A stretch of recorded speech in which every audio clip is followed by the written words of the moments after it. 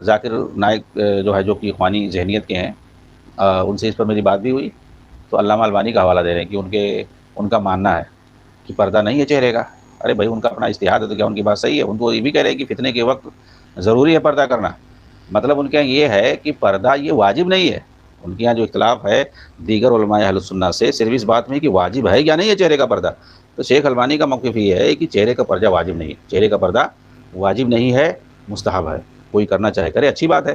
پردے کا حکم ہے، لیکن جو ہے اس کو واجب نہیں ٹھہرایا گیا انہوں نے۔ یہ ان کا یہ مطلب کہنے کا مقصد ہے کہ پردہ کرنے کا حکم تو آیا ہے چہرے کا پردہ، لیکن وہ واجب نہیں ٹھہرایا گیا ہے، بلکہ مستحب ہے، عورت چاہے تو کرے، اور فتنے کے وقت واجب ہے۔ اور دوسری طرف دیکھیں گے وہ جو ہے اپنے گھر کی عورتوں کو پردہ کراتے تھے، کیونکہ فتنے کا دور سمجھتے تو پردہ کراتے تھے، تو فتنے کے وقت واجب ہے اور ویسے مستحب ہے، مطلب کرنا چاہیے، یہ ان کے یہاں مطلب وہ کہتے ہیں واجب نہیں، اور یہ دلیل بنا رہے ہیں ان کو، جبکہ اپنی بیوی کو، اپنی بیٹی کو، اپنی بہنوں کو بے پردہ سلا رہے ہیں بغیر چہرہ کھولے۔ کیا ان کے یہاں فتنہ نہیں ہے؟ تو فتنے کا دور پہ تو کم سے کم علامہ البانی کا اگر حوالہ دے رہے ہو تو پردہ کراؤ، ان کے یہاں تو مستحب ہے، لیکن نہیں۔ اور جب کہا گیا کہ بھئی جب پردہ نازل ہوا تھا، پردہ کی آیتیں جب نازل ہوئی، سورہ احزاب کی ہو، سورہ نور کی ہو، 6 ہجری میں جب نازل ہوا تھا کہ عورتیں پردہ کرو، مومنہ عورتیں پردہ کرو، ازواج مطہرات پردہ کرو، تو بھائی کس چیز کا پردے کا حکم دیا گیا تھا؟ کون سے بدن کا حصہ ڈھانکنے کے لیے کہا گیا تھا 6 ہجری میں؟ کہ اس سے پہلے 15 سال تک عورتیں، بلکہ 18-19 سال تک عورتیں، مومنہ عورتیں کون سے اپنے بدن کا حصہ کھول کے رکھتی تھیں کو کہا گیا پردہ کرو؟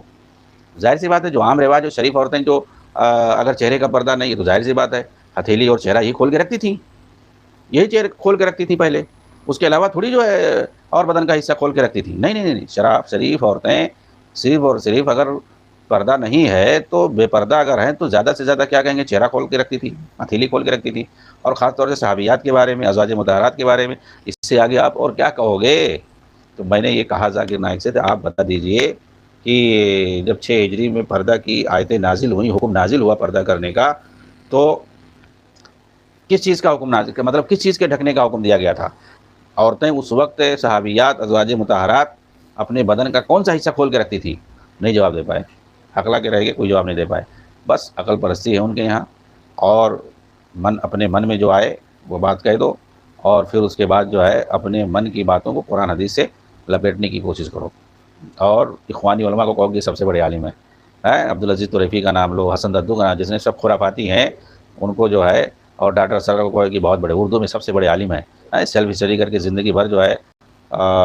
ڈاکٹری کیا، طب کے اندر جب ناکام ہو گئے تو سیلف اسٹڈی کر کے آ کر کے دعوت کا کام کرنے لگے۔ یعنی جو آدمی زندگی بھر کسی دوسری فیلڈ میں کام کیا ہو، اچانک وہ آ کر کے دائی بن جائے قرآن اور حدیث کا مطالعہ کر کے کچھ، تو بہت بڑا عالم ہو گیا۔ اصول کی کتاب زندگی بھر جس نے خمینی کی خدمت کی ہے، خمینی کا پرچار کیا ہے، اور روافظ کا جو ہے ساتھ دیا ہے، اور اہل سنت مسلمانوں اور خاص طور سے اہل توحید کی اس نے مخالفت کی ہے زندگی بھر، اور گمراہی پھیلائی ہے، وحدت الوجود پھیلایا، ڈاروین یہودی جس کا نظریہ تھا کہ انسان پہلے بندر تھا، اس نظریہ ارتقاء کو انہوں نے پروموٹ کیا زندگی بھر۔ ایسے بندے کو کہتے کہ بہت بڑا عالم ہے، ظاہر سی بات ہے ایسے ہی لوگوں نے پرچار کیا ہے بدعتیوں کا۔